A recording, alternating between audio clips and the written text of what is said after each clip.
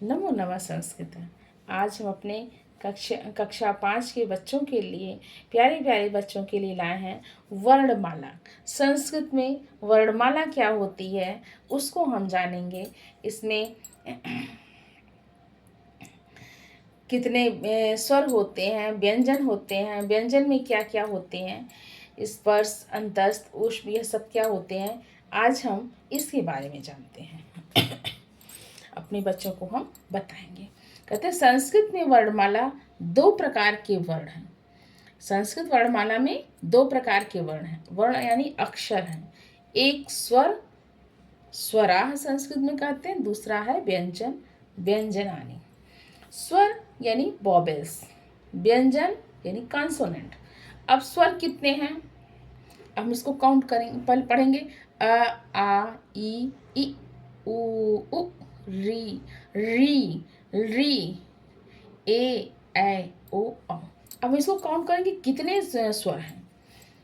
1 2 3 4 5 6 7 8 9 10 11 12 13। संस्कृत में 13 स्वर होते हैं, 13 बावल। 13। अब व्यंजन हम देखते हैं, यानी कॉन्सोनेंट। क ख ग घ अंग, च छ ज झ ञ, ट ठ ड ढ अड़, त थ द ध न, प फ ब भ म। इसे हम स्पर्श व्यंजन भी कहते हैं। स्पर्शा, स्पर्श व्यंजन। दूसरा आता है अंतस्थ व्यंजन। अंतस्थ व्यंजन में 4 होते हैं। 20 स्पर्श व्यंजन होते हैं और 4 अंतस्थ व्यंजन होते हैं। य, र, ल, व। और 4 ऊष्म व्यंजन भी होते हैं। श, ख, ल, व। श, स, ह। ये ऊष्म व्यंजन है। कहते हैं कि स्वरों का उच्चारण किसी अन्य वर्ण की सहायता के बिना किया जा सकता है, किंतु व्यंजनों का उच्चारण करने के लिए स्वर की सहायता लेनी पड़ती है। कह रहे हैं कि जब हम स्वर का उच्चारण करते हैं तो उसके लिए, उसके उच्चारण के लिए हमें किसी अन्य वर्ण की जरूरत नहीं पड़ती है, किसी अन्य वर्ण की हेल्प नहीं लेनी पड़ती है, मदद। लेकिन जब हम व्यंजन का उच्चारण करते हैं तो उसके लिए हमें स्वर की मदद लेनी पड़ती है, क्योंकि बिना स्वर के किसी भी व्यंजन का उच्चारण नहीं हो पाता है। और जैसे क, ख, ग, अब ये सब क्या है, सब में हलंत लगा हुआ है। और जब हलंत लगने से क्या होता है कि यह हमारा पूर्ण स्वर, पूर्ण व्यंजन वर्ण नहीं है, इसमें यह अभी आधा ही है। और सभी व्यंजन वर्ण में अवर्ण जुड़ा हुआ है। जब हम इसमें अवर्ण जोड़ देंगे तो यह, इस जो हलंत लगा है, यह लुप्त हो जाएगा, यह खत्म हो जाएगा, तब जा कर के यह पूरा वर्ण क बनेगा। क। अब आगे कहते हैं स्वर और व्यंजन के अतिरिक्त संस्कृत भाषा में 2 और ध्वनियां हैं। स्वर और व्यंजन जो हैं, इनके अतिरिक्त संस्कृत भाषा में 2 ध्वनियां और हैं। वह है अयोगवा, अनुस्वार और विसर्ग। अब अनुस्वार कहाँ लगता है? अनुस्वार जब हम किसी भी वर्ण के ऊपर बिंदी लगी रहती है तो उसे हम अनुस्वार कहते हैं। जैसे पंडित हो गया, पंडित में प के ऊपर बिंदी लगी रहती है। या यहाँ पे संस्कृत हो गया तो स के ऊपर बिंदी लगी है। संस्कार, यह अनुस्वार है, जब बिंदी लगती है अनुस्वार। संस्कृति है। पंक्ति है, पंक्ति में प पे बिंदी, वह अनुस्वार है, तो इसे हम अनुस्वार कहते हैं, जो बिंदी लगती है। अब दूसरा आता है विसर्ग, जिसे ह के रूप में उच्चारण करते हैं। किसी शब्द में लगा करके अंत में लगता है और वो ह के रूप में उच्चारण किया। जैसे बालकः, वृक्षः, इस प्रकार की बिंदी लगी रहेगी तो उसे हम विसर्ग कहते हैं। मुनि है, साधु है,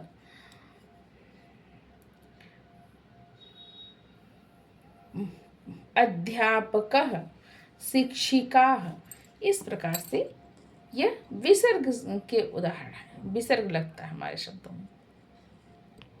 अब आगे कहते हैं कि अनुस्वार जो है वह नासिका ध्वनि है, नासिका से इसका उच्चारण किया जाता है। अनुस्वार नासिक ध्वनि है, इसका उच्चारण नाक से किया जाता है। विसर्ग का उच्चारण कंठ से होता है, इसकी ध्वनि ह जैसी होती है, जो मैंने बताया ना, विसर्ग को ह की तरह उच्चारण करते हैं। और संस्कृतम, पंक्ति जब हम बोलते हैं, जो बिंदी रहती है उसका उच्चारण नाक से होता है।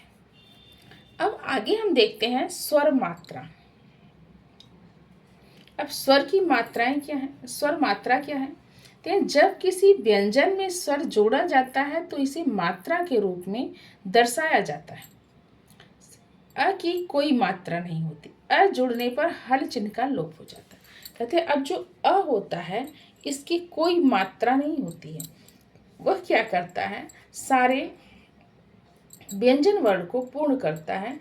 अगर वह अ लग जाएगा तो जो व्यंजन वर्ण में हल लगा है वह हट जाएगा। जैसे क में व्यंजन वर्ण अ जुड़ जाएगा तो यह हलंत हट जाएगा। तो इसी को हम कहते हैं कि यह उसका पूर्ण वर्ण हो गया। अब यह है अ और इसका स्वर हुआ क और इसका स्वर हुआ अ, तो इसका व्यंजन बना, स्वर युक्त जो व्यंजन बना वह क बना। अब क में हलन और फिर आ जुड़ गया। उसकी मात्रा भी होती है, एक लाइन अगर हम खींच दिए तो उसकी आ की मात्रा होगी, तो बन जाता है का। और क हलंत और छोटी ई आती है तो बन जाता है कि। और क पे जब बड़ी ई आती है, क और बड़ी ई जुड़ करके की बनते हैं। क और उ स्वर जोड़ने पर, उ स्वर जोड़ने पर छोटे ऊ की मात्रा लगती है तो कु बनता है, कु। और बड़े ऊ की बड़ा ऊ जोड़ने पर, स्वर मात्रा जोड़ने पर तो बड़ा ऊ बनता है, कु। उसी प्रकार क में रे जोड़ने पर रे की मात्रा इस तरीके से होती है नीचे, तो क्री बन जाता है हमारा। और क में ए जोड़ने पर के बनेगा, के की मात्रा ए है, स्वर ऊपर लगता है। और क धन ए कै हो जाएगा, इसकी ए की मात्रा हो जाती है, ओ की मात्रा औ की मात्रा, इस प्रकार से होता है। अब आगे कहते हैं संयुक्त व्यंजन।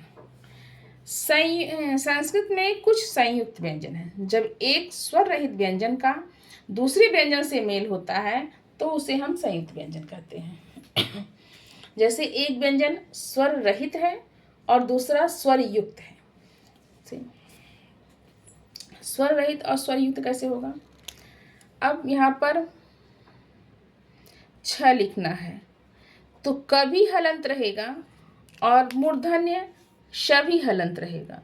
क और श मिलकर के छ बनते हैं और अ रहेगा, इसमें अ जुड़ जाएगा तो यह पूरा श हो जाएगा और आधा क श में जुड़ जाएगा, छ हो जाएगा। इसी प्रकार से त धन र दोनों आधे रहेंगे, हलंत वाले रहेंगे, इसमें अ नहीं जुड़ेगा। इन दोनों में जब अ जुड़ेगा तब यह त्र बनेगा। देखिए बोलते भी हम त्र, र का पूरा उच्चारण करते हैं, त का आधा उच्चारण करते हैं, तो यह र जो है अ में, अ जो है र में जुड़ जाता है, तो एक संयुक्त युक्त व्यंजन हो जाता है, व्यंजन युक्त वर्ण हो जाता है, स्वर युक्त व्यंजन, और एक बिना स्वर का व्यंजन रहता है। जैसे ज्ञ हुआ, ज्ञ में इया स्वर युक्त व्यंजन है और ज स्वर रहित व्यंजन यानी बिना स्वर का व्यंजन है, तो वह ज्ञ बने। दो व्यंजन जब मिल जाते हैं, एक स्वर युक्त और एक स्वर रहित, तब जाकर के संयुक्त व्यंजन बनते हैं।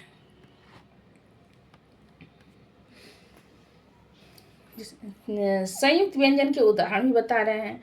क्षमा, क्षत्रिय, ज्ञानी, आश्रम, ये सब संयुक्त व्यंजन के उदाहरण हैं। अब कहते हैं कि वर्ण विच्छेद।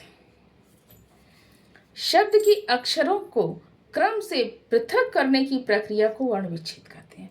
अब जैसे कोई वर्ण अक्षर है, कोई शब्द है, उसके अक्षर को अगर हम क्रम पूर्वक अलग अलग करते हैं तो वह वर्ण विच्छेद कहलाता है। जैसे लता है, लता को हम नियम पूर्वक कैसे करेंगे? ल धन अ धन त धन आ, लता। तो जैसे जैसे इसमें है, पहले व्यंजन लिखेंगे, हलंत लगाएंगे, फिर इसमें कौन सा व्यंजन स्वर जुड़ा है? लता में ल में अ जुड़ा है, धन अ करेंगे, फिर त करेंगे, हलंत रहेगा, इसमें कौन सा स्वर जुड़ा है? आ, तो आ हो जाएगा, तो बन जाएगा लता। इसी तरीके से बालकः, ब धन आ धन ल धन अ धन क धन अ धन विसर्ग। जिस तरीके से उसी तरीके से व्यंजन और स्वर को अलग अलग लिखते हुए उसको हम अलग अलग करते हैं एक क्रम से, यही वर्ण विच्छेद होता है। अब दूसरा आता है वर्ण संयोग। अब यही वर्ण विच्छेद जो है, इसी को वर्ण संयोग कहते हैं। कहीं प धन अ धन व धन अ धन न धन अह, तो हुआ पवनः। अब ये लिखा है, अब इसी को आपको संयोग करना, जोड़ना है, लता को ही लता कर दे दिया है और आपको जोड़ना है, तो आपको बनाना है लता। उसी को म धन आ धन ल धन आ, माला। क धन आ धन र धन य धन म, कार्यम।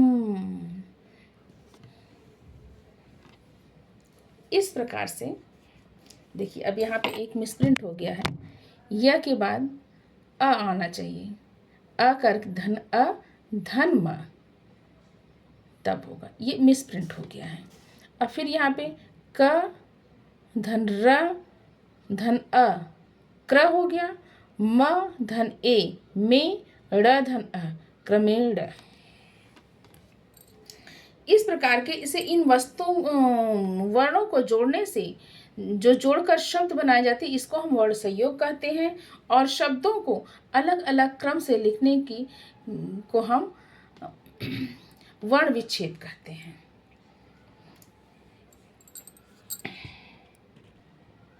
अब आगे देखेंगे अकारांत व आकारांत शब्द कौन कौन से होते हैं। अकारांत वे शब्द जिनका अंतिम अक्षर अ होता है, वे अकारांत कहलाते हैं। जैसे बालक, अब बालक में अंतिम अक्षर अ कैसे आया?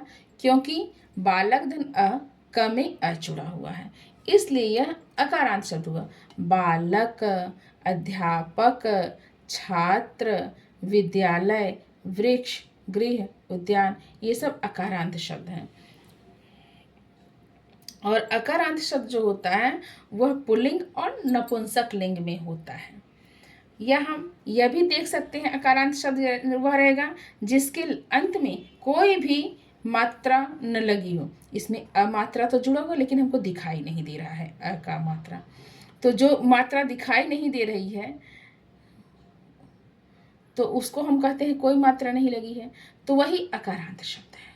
और जिस वर्ण में कोई भी मात्रा लगी हो वह अकारांत, इकारांत, उकारांत, ये सब होते हैं। अब अकारांत वे शब्द हैं जिनका अक्षर आ होता, अंतिम अक्षर आ होता है, अकारांत कहलाते हैं। अध्यापिका, यहाँ पे आ की मात्रा लगी है, और अध्यापिक धन आ, तो हो जाएगा अध्यापिका। बालिका, लता, शाखा, माला, ये सब आकारांत शब्द हैं। और स्त्रीलिंग,